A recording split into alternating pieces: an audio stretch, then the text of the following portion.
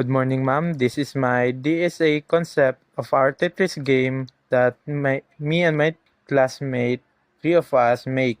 This a concept to look in the Tetris game. Array list, stack and FIFO, queues and LIFO, linked list, binary search tree, and sorting algorithm. 1. Array list. Likely a represent of a grid game, Tetris puzzle game, where self-browse stores blocks, configures the nested list under name T define different block shapes, possible turmoils, or similar structure.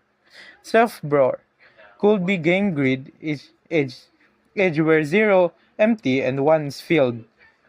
New T contains predefined block shapes where 111 a line or 011 an L shape.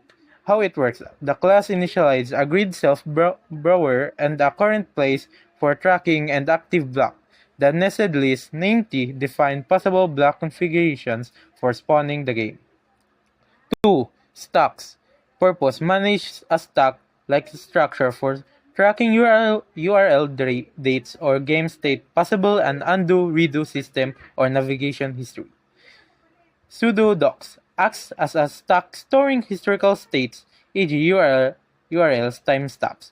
Pushback suggests a LIFO means last in, first out operation. How it works: checks if URL pseudo-docs is empty, initialize with current dates, otherwise updates the stack with new entire pushback.